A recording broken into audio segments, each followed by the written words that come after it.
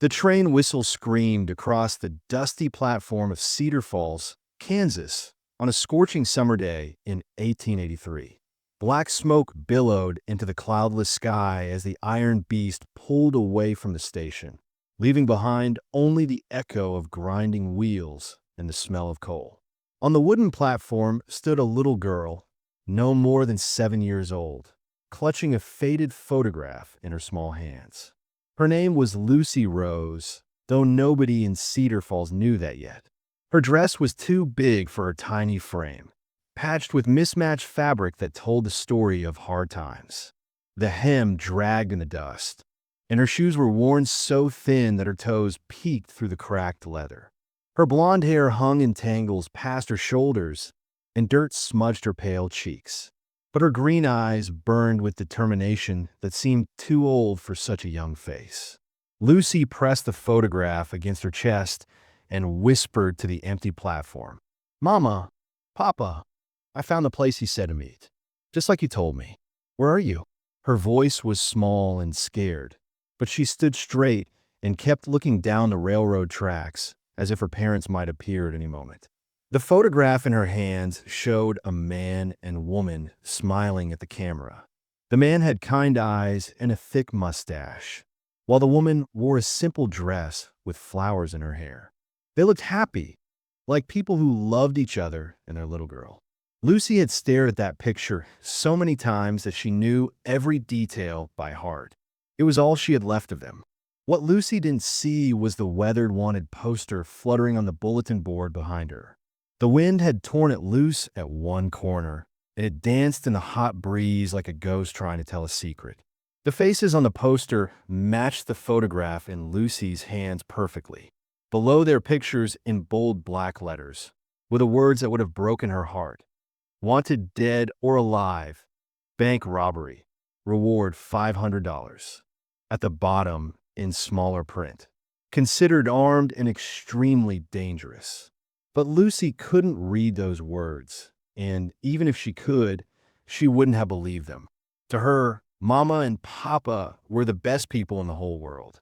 They sang her songs at bedtime and told her stories about princesses and cowboys. They promised they would always come back for her, no matter what happened. As the sun climbed higher in the sky, Lucy began walking through Cedar Falls, showing the photograph to anyone who would look. She approached a shopkeeper sweeping his front steps. "Excuse me, mister, have you seen my mama and papa?" She held up the picture with both hands, hope shining in her eyes. The man barely glanced at the photograph before shaking his head. "Sorry, little one, haven't seen them." He went back to his sweeping, and Lucy moved on to the next person. She tried the lady hanging laundry behind the general store, the blacksmith working at his forge, and the old men playing checkers outside the saloon. Each time, she got the same response. A quick look, a shake of the head, and people went back to their business. Nobody had time for a lost little girl with a worn photograph. By evening, Lucy's stomach growled so loudly it hurt. She had eaten the last of the bread her parents had given her 2 days ago, and she was getting weaker with each passing hour. She found a spot behind the church where some hay bales were stacked, and she curled up between them like a kitten seeking warmth. That first night was the hardest. Lucy had never slept anywhere except in her own bed, between Mama and Papa, listening to their steady breathing. Now she was alone under the stars, and every sound made her jump. Coyotes howled in the distance, and the wind rattled the church windows like skeleton fingers. She hugged the photograph tight and whispered prayers until she finally fell asleep. The next morning brought new hope. Lucy brushed the hay from her dress and started walking again. This time she would try the next town over. Maybe Mama and Papa were there, waiting for her. Maybe they had gotten confused about which train station to meet at. There had to be a simple explanation. For weeks, Lucy walked from town to town across the Kansas prairie. She learned to sleep in barns when she could find them, and under bridges when she couldn't. She begged for food scraps behind restaurants and picked berries along the roadside. Her dress got dirtier and her shoes wore thinner, but she never stopped showing the photograph or asking the same question. "Have you seen my Mama and Papa?" Some people were kind. A baker's wife in Millerville gave her a day-old loaf of bread and let her wash her face in the well behind their shop. A rancher outside Dodge City let her sleep in his barn for 3 nights and gave her an old blanket that smelled like horses but kept her warm. These small kindnesses kept her going when everything else seemed hopeless. But as summer turned to fall and fall began to hint at winter, Lucy was running out of strength. Her ribs showed through her thin dress, and her steps had become slower and unsteady. She had walked hundreds of miles and shown the photograph to thousands of people, but nobody had seen her parents. Nobody knew where they were. On a cold October morning, Lucy stumbled into the dusty crossroads town of Redemption Creek. Her vision was blurry from hunger, and her legs felt like they were made of water. She managed to show the photograph to a few people on Main Street, but their faces seemed to swim before her eyes. The last thing she remembered was the taste of dust in her mouth as the world went black, and she collapsed right there in the middle of the street, the precious photograph still clutched in her small fist. The sound of spurs on wooden boards echoed through the main street of Redemption Creek as a tall man stepped down from his horse. Jake Morrison had the kind of face that warned people to keep their distance. His jaw was covered with 3 days of stubble, and his gray eyes held the coldness of a man who had seen too much pain. He wore a black hat pulled low over his forehead and a long coat that had seen better days. At 38, he looked older, worn down by years of drifting from town to town with nothing but his horse and his ghost for company. Jake had come to Redemption Creek for supplies, nothing more. He planned to buy what he needed and be gone before sunset. He didn't like towns, and he especially didn't like the way people stared at him and whispered behind his back. All he wanted was to be left alone with his grief and his guilt. But as he tied his horse to the hitching post outside the general store, he heard voices coming from the middle of the street. A small crowd had gathered around something, and people were talking in excited whispers. Jake tried to ignore it and mind his own business, but then he heard a woman say words that stopped him cold. Poor little thing. Looks half dead from hunger. Despite every instinct telling him to walk away, Jake found himself pushing through the small crowd. On the ground, curled up in the dust like a broken doll, was the tiniest girl he had ever seen. Her blonde hair was matted with dirt, and her clothes hung on her like rags on a scarecrow. In her small fist, she clutched a photograph so tightly that her knuckles were white. "Somebody should take her to Doc Henderson," said the blacksmith, but nobody moved to help. "What if she's got some disease?" worried the store owner's wife. "We can't risk it spreading to our own children." "Maybe we should just let the sheriff deal with it when he gets back from the county seat," suggested another man. Jake felt something twist in his chest as he looked down at the unconscious child. She couldn't have been more than 7 years old, and she was so thin he could probably carry her with one hand. Something about her reminded him of someone he had spent 5 years trying to forget. "I'll take her to the doc," Jake heard himself saying, though he hadn't meant to speak at all. The crowd turned to stare at him in surprise. Jake Morrison, the quiet drifter who never spoke to anyone, was volunteering to help. The blacksmith scratched his head. "You sure about that, mister? She ain't your responsibility." Jake bent down and carefully scooped the little girl into his arms. She weighed almost nothing, and her breathing was so shallow he had to put his ear close to her mouth to make sure she was still alive. "Nobody else seems to be stepping up," he said gruffly, then walked toward the doctor's office without another word. Doc Henderson was a kind man in his 60s who had delivered half the babies in Redemption Creek and patched up the other half when they got into trouble. He took one look at the girl in Jake's arms and immediately cleared a space on his examination table. "Malnutrition and exhaustion," the doctor said after checking her over. "When's the last time this child had a proper meal? She's skin and bones. I found her collapsed in the street," Jake explained. "Don't know anything else about her." Doc Henderson gently pried the photograph from the girl's fingers and studied it. "These must be your parents. Handsome couple. Wonder where they are." Jake looked at the photograph and felt his stomach drop. He had seen those faces before on wanted posters in at least 3 different towns. The man and woman in the picture were notorious bank robbers who had been killed in a shootout with lawmen nearly 2 years ago. This little girl had been searching for ghosts. "I'll keep her here until she wakes up," Doc Henderson said, covering the child with a clean blanket. "Then we'll have to figure out what to do with her. Probably send her to the orphanage in Kansas City." The word orphanage hit Jake like a punch to the gut. He stared down at the sleeping child and saw another little girl with blonde hair and green eyes. His daughter Emma had been just about this age when the Comanche Raiders had taken her life 5 years ago. His wife Sarah had died 6 months later, unable to live with the grief. Since then, Jake had been running from anything that reminded him of the family he had lost. But looking at this child, so small and helpless, he couldn't bring himself to walk away. 3 days later, the girl finally opened her eyes. Jake had been sitting in a chair beside her bed, though he couldn't exactly say why. He told himself he was just making sure she was all right, but the truth was more complicated than that. "Where am I?" she whispered, her voice hoarse and scared. "You're in the doctor's office in Redemption Creek," Jake said gently. "You collapsed in the street. Do you remember?" The girl struggled to sit up, and Jake helped her by putting an extra pillow behind her back. She looked around the room with wide, frightened eyes until she spotted the photograph on the bedside table. She grabbed it quickly and held it against her chest. "I have to go," she said, trying to swing her legs over the side of the bed. "I have to keep looking for them." "Whoa there, little one," Jake said, gently stopping her. "You're not strong enough to go anywhere yet. What's your name?" "Lucy Rose," she said, then looked at him suspiciously. "Who are you?" "My name's Jake Morrison. I'm the one who brought you here."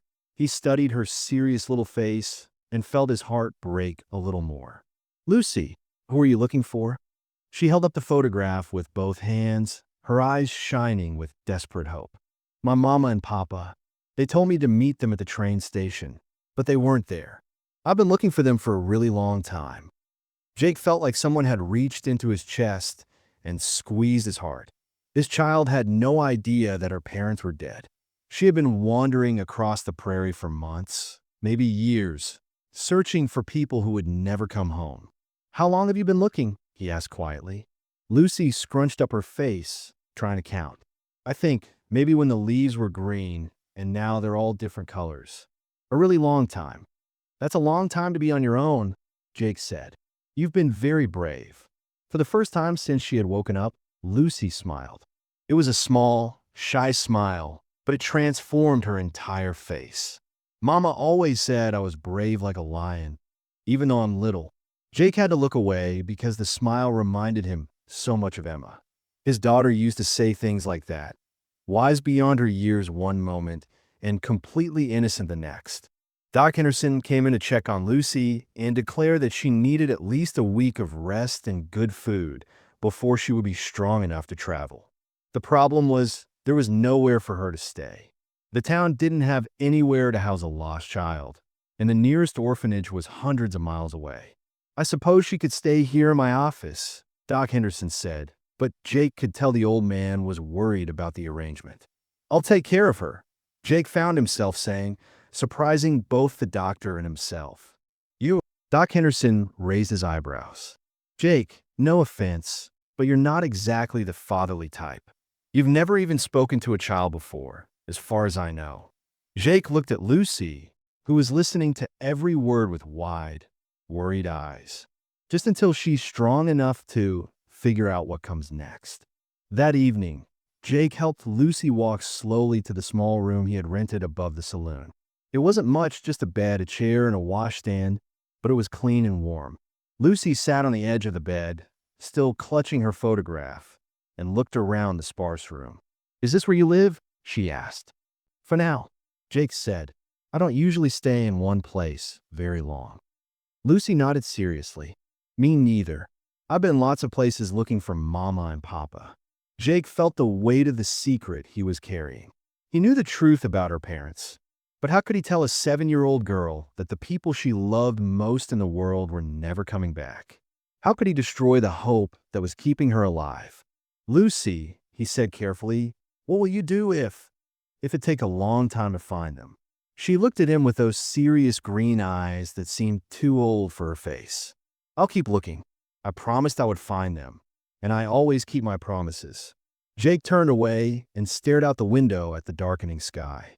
Somewhere out there were the graves of two outlaws who had loved their daughter enough to hide her before their final gunfight. And here in this little room was a child who would search forever for parents who were already gone. For the first time in 5 years, Jake Morrison felt his carefully built walls starting to crack. He had thought he would never care about anyone again, but this brave little girl was making that impossible. The question was, what was he going to do about it? Winter came early to the Kansas prairie that year, bringing with it bitter winds and snow that piled up against the buildings in Redemption Creek. Jake had planned to move on after a few days, the way he always did, but somehow weeks had passed, and he was still there. Lucy was getting stronger, eating regular meals, and sleeping in a real bed, but she hadn't given up her search. Every morning, she would ask Jake if they could look for her parents that day, and every morning he would find another excuse to delay. "It's too cold to travel today," he would say, or "the roads are too muddy," or "we need to wait for the supply wagon to come through." Lucy would nod and accept his reasons, but Jake could see the disappointment in her green eyes. She was trying to be patient, but hope was burning inside her like a flame that refused to go out. As the days passed, something unexpected began to happen. Jake found himself looking forward to Lucy's chatter over breakfast. She would tell him elaborate stories about the dreams she had, or describe the pictures she drew with the paper and pencils Doc Henderson had given her. Her drawings were always the same: a man, a woman, and a little girl standing in front of a house with flowers in the yard. "That's me and Mama and Papa in our new house," Lucy would explain, pointing to the stick figures with enormous smiles. "When I find them, we're going to live somewhere with lots of flowers and maybe a dog." "Do you think we could have a dog, Jake?" Jake's chest would tighten every time she talked about her future plans. He knew there would be no reunion, no house with flowers, no dog. But when Lucy looked at him with such trust and excitement, he couldn't bring himself to crush her dreams with the truth. One snowy afternoon in December, Lucy was helping Jake organize his saddlebags when she suddenly looked up at him with serious eyes. "Jake, what happened to your family?" The question caught him completely off guard. Jake's hands stilled on the leather straps, and for a moment he couldn't breathe. "What makes you think I had a family?" "Sometimes you get a sad look on your face, like when I talk about Mama and Papa," Lucy said quietly. "And last night you were talking in your sleep. You said Emma and Sarah, and you sounded really sad." Jake sat down heavily on the bed, his carefully built walls crumbling. He had never talked about Emma and Sarah to anyone, not in 5 years. But Lucy's innocent question had reached right into his heart and pulled out the pain he had been carrying alone for so long. "I had a daughter," he said finally, his voice barely above a whisper. "Her name was Emma. She was about your age, with blonde hair and green eyes, just like yours." Lucy climbed up onto the bed beside him and waited patiently for him to continue. "And I had a wife named Sarah. She was the prettiest woman in 3 counties, and she made the best apple pie you ever tasted." Jake's voice cracked a little. "We lived on a small ranch outside of Abilene. It wasn't much, but it was home. What happened to them?" Lucy asked gently. Jake was quiet for so long that Lucy thought he might not answer. When he finally spoke, his words came out rough and painful. "There was a Comanche raid 5 years ago. I was in town getting supplies when they came. By the time I got home," he stopped and cleared his throat. "Emma was gone. Sarah lasted another 6 months, but the grief was too much for her. She just faded away." Lucy reached over and took Jake's big, calloused hand in her small one. "I'm sorry, Jake. That's really sad." For the first time in 5 years, Jake felt tears burning behind his eyes. This little girl, who had lost everything herself, was comforting him. "After that, I couldn't stay in one place anymore. Everywhere I looked, I saw them. So I started drifting, and I've been drifting ever since." "Is that why you helped me?" Lucy asked, Because I remind you of Emma? Jake looked down at her serious little face and felt something shift inside his chest. Maybe at first, he admitted, but now it's different. Different how? Jake struggled to find the right words. How could he explain to a 7-year-old that she had somehow brought light back into his dark world? That her laughter had reminded him what joy felt like? That taking care of her had given him a purpose he thought he had lost forever? Now I help you because you're Lucy, he said simply. And Lucy is special all by herself. Lucy smiled her bright, gap-toothed smile and leaned against his arm. You're special too, Jake, even if you're kind of grumpy sometimes. Despite everything, Jake found himself smiling. When was the last time he had smiled? He couldn't even remember. As winter deepened, their daily routine became as natural as breathing. Jake would wake up early and start the fire while Lucy got dressed. They would have breakfast together at the small cafe, and Lucy would show her photograph to anyone new who came town.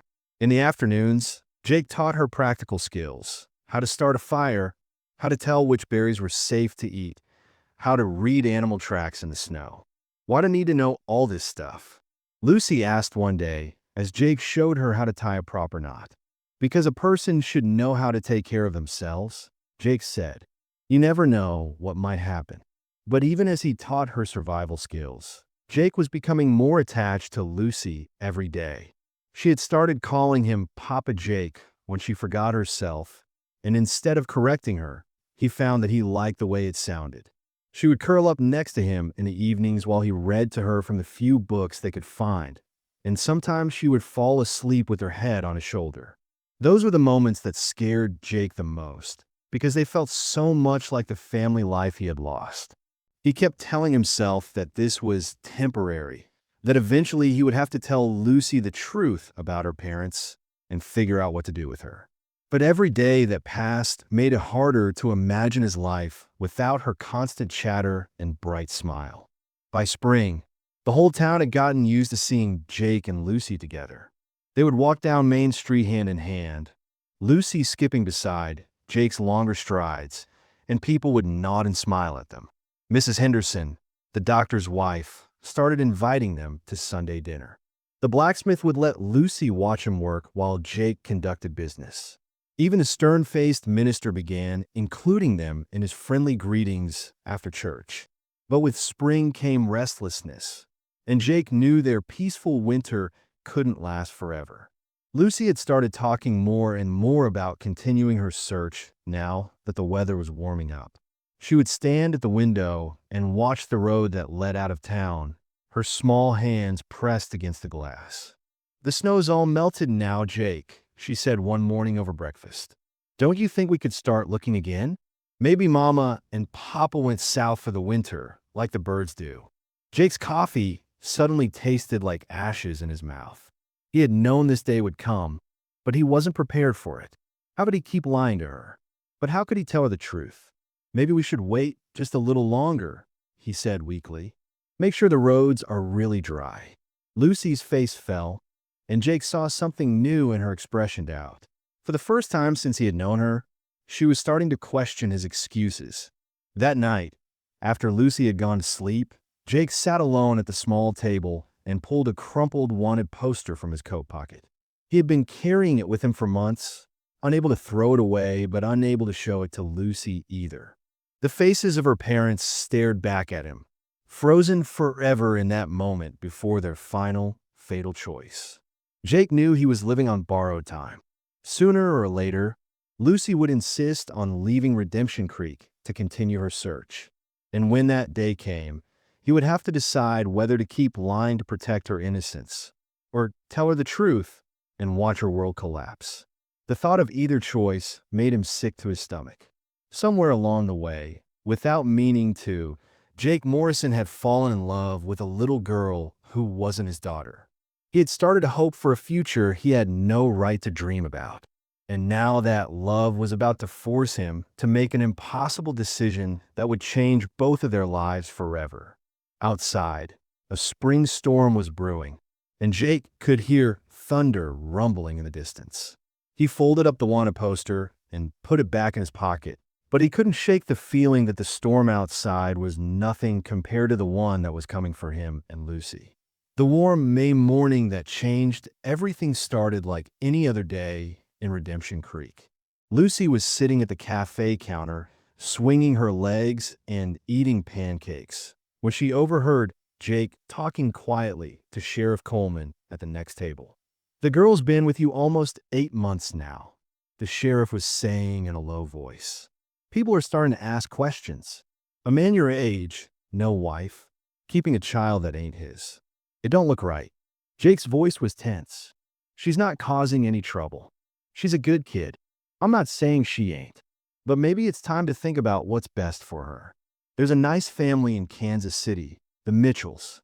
They've been looking to adopt a little girl. They could give her things you can't, a proper home, schooling, a mother figure." Lucy's fork stopped halfway to her mouth. Her stomach suddenly felt sick. "I'll think about it," Jake said finally. Lucy didn't wait to hear more. She slipped out of her chair and ran back to their room above the saloon, her heart pounding. Jake was going to send her away. He was tired of taking care of her, just like she had always feared. She had been foolish to think that anyone would really want to keep her. That night, Lucy lay in bed pretending to be asleep while Jake sat by the window. She heard him talking to himself, the way he did when he thought she couldn't hear. "She deserves better than this," he whispered. "She deserves a real family, not some broken-down cowboy who can't even tell her the truth about her parents." Lucy's eyes filled with tears, but she kept them tightly shut. When Jake finally went to sleep, she quietly got out of bed and started packing her few belongings into the small cloth bag Doc Henderson had given her. She couldn't stay here and wait for Jake to send her away. She had survived on her own before, and she could do it again. She left while Jake was still sleeping, slipping out into the pre-dawn darkness like a ghost. The photograph of her parents was clutched tightly in her hand as she walked toward the road that led east, toward the one place she hadn't checked yet, the old mining camp called Devil's Canyon that was marked on the map at the general store. Jake woke up to find Lucy gone and an empty bed that felt like a punch to his gut. He threw on his clothes and ran downstairs, calling her name. Mrs. Henderson at the cafe said she had seen a small figure walking east just after sunrise. Jake saddled his horse and rode hard, following the dusty road toward Devil's Canyon. His heart was pounding with fear and guilt. He should have told Lucy the truth months ago instead of letting her hope for something that could never happen. He found her just before noon, sitting on a rock beside an abandoned mining shack. Her small shoulders were shaking, and the photograph lay in pieces at her feet. Scattered around her were other things: a man's torn shirt, a woman's broken locket, and a piece of paper that made Jake's blood run cold. It was an official sheriff's report dated 2 years ago, describing the death of 2 bank robbers in a shootout. Lucy looked up when she heard Jake's horse approaching, and her face was streaked with tears. But her green eyes weren't sad. They were blazing with anger. "You knew," she said in a voice that was too old and too hurt for a 7-year-old. "You knew they were dead, and you let me keep looking." Jake climbed down from his horse and walked toward her slowly, like she was a wounded animal that might run. "Lucy, I can explain." "No," she screamed, jumping to her feet. "You lied to me. For months and months, you let me think they were coming back, and you knew they were never coming back." Jake felt like his heart was breaking all over again. "I didn't want to hurt you. I thought if I could give you a little more time to be happy." "Happy?" Lucy's voice cracked. "You think lying to me made me happy? You think hoping for something that was never going to happen made me happy?" Jake reached out to her, but she stepped back. "Lucy, please. I know I should have told you sooner, but I love you, and I didn't want to see you hurt." "If you really loved me," Lucy said through her tears, "you wouldn't send me away to those people in Kansas City." Jake's face went white. "You heard that. I heard you tell the sheriff that I deserved better than you," Lucy said, her small voice full of pain. "Well, maybe you're right.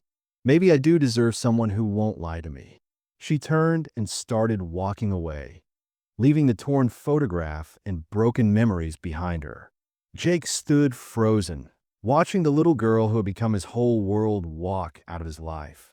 And he knew that this time, he might have lost her forever. The truth was finally out, but instead of setting them free, it had destroyed everything they had built together. Lucy didn't get far before her anger turned to exhaustion.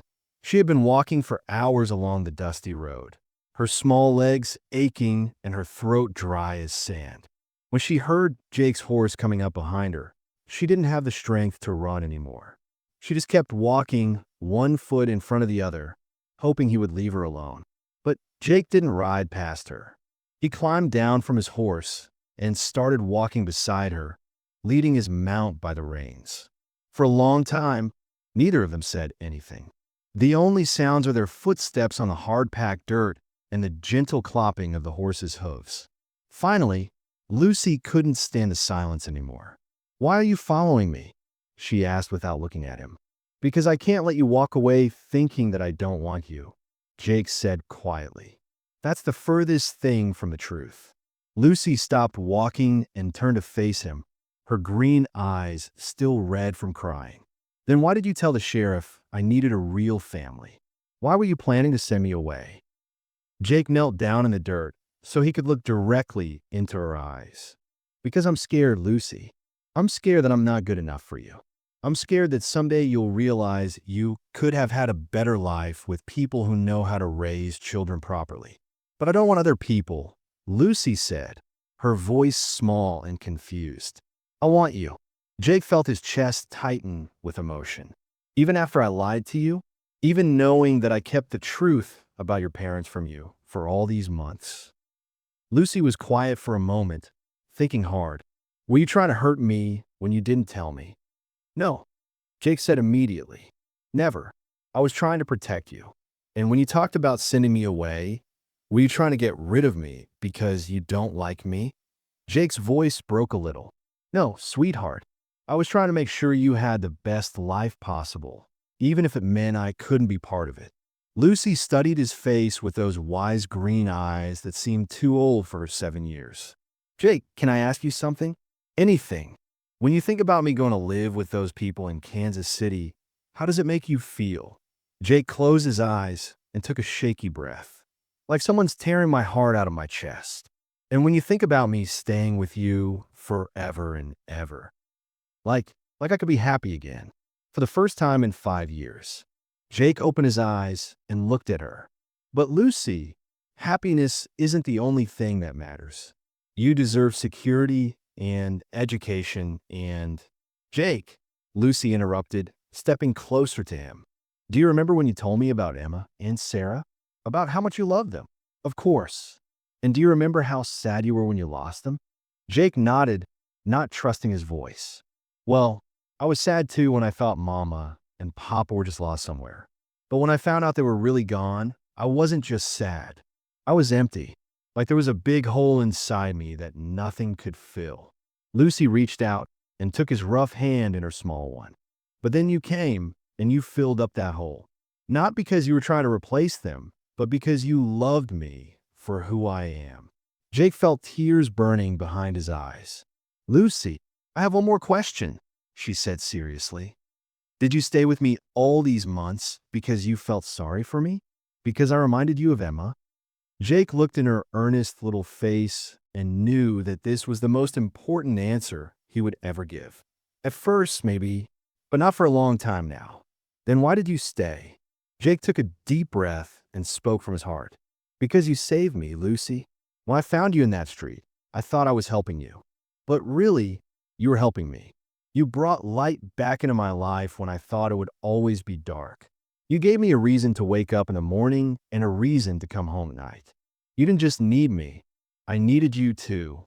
He paused, his voice growing soft and full of wonder. "You're not my burden," Lucy rose. "You're not someone I have to take care of out of duty or guilt. You're my blessing." Lucy's eyes filled with happy tears, and she threw her arms around Jake's neck.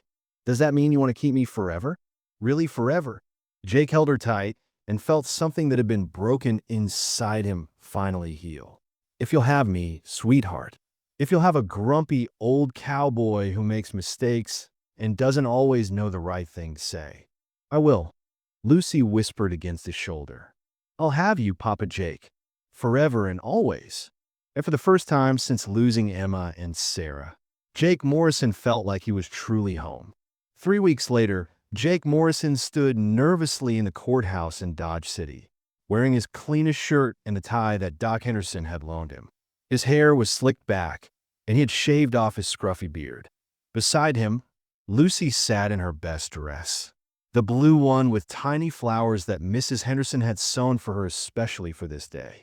Her hair was braided with a yellow ribbon, and she held Jake's hand tightly as they waited for the judge to make his decision. Judge William Carter was a stern-looking man with gray whiskers and sharp eyes that seemed to see right through a person. He had spent the last hour asking Jake questions about his past, his plans for Lucy's future, and his ability to provide for a child. Mr. Morrison, the judge said in a deep voice, you understand that adopting this child is a serious responsibility. You would be legally bound to care for her until she reaches adulthood. Can you provide her with a stable home? Yes, sir, Jake answered. I bought a small ranch outside Redemption Creek. It's not fancy, but it's ours. Lucy will have her own room, and there's good pasture for the horses. In her education, the schoolmarm in town has agreed to teach her. Lucy's real smart. She can already read better than most kids her age. Judge Carter looked down at Lucy. And what about you, young lady? Do you want Mr. Morrison to be your legal father? Lucy stood up in her chair so she could see over the tall desk. Yes, sir, I do. Jake's been taking care of me for almost a year now. He taught me how to ride a horse and how to make a campfire and how to tell stories. He reads to me every night and makes sure I eat my vegetables even when I don't want to. He's already my papa in my heart. The judge's stern expression softened just a little. And you understand that this means giving up your search for your birth parents? Lucy's voice was steady and sure. My mama and papa are in heaven now. I know that. But Jake is here with me, and he loves me just as much as they did. Judge Carter was quiet for a long moment, looking between Jake and Lucy. Finally, he picked up his pen and signed the papers on his desk. Mr. Morrison, I hereby grant you full legal custody of Lucy Rose Morrison. Congratulations to you both. Lucy squealed with joy and threw her arms around Jake's waist. Did you hear that, Papa? I'm Lucy Rose Morrison now. We have the same last name. Jake picked her up and spun her around, both of them laughing. After all the pain and uncertainty, they were finally, officially, family. 6 months later, their small ranch was bustling with life. Jake had painted the house white with blue shutters, and Lucy had planted wildflowers in the front yard. She helped him tend to the horses every morning and afternoon, and she was getting so good at riding that Jake said she was a natural cowgirl. The people of Redemption Creek had fully accepted them as a family.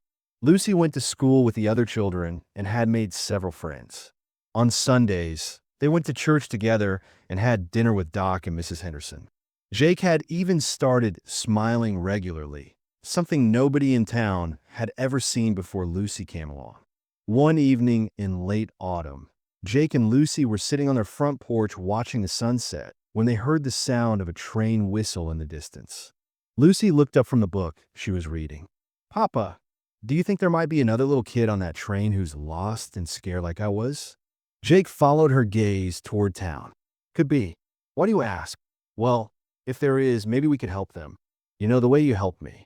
Jake smiled and pulled Lucy closer to his side. You know what? I think that's a wonderful idea. We have plenty of room in our hearts and our home. Lucy grinned and snuggled against his shoulder. I used to think family was just the people you were born with. But now I know it's really the people who choose to love you and never give up on you. That's right, sweetheart, Jake said, kissing the top of her head. And you know what the best part is? What? Our family is just getting started. As the stars began to twinkle in the darkening sky, Jake Morrison looked out at the life he and Lucy had built together and felt nothing but gratitude. He had thought his story was over when he lost Emma and Sarah, but Lucy had shown him that sometimes the most beautiful chapters come after you think the book is finished. They were no longer two broken people searching for something they had lost. They were a family, whole and happy and ready for whatever adventures tomorrow might bring.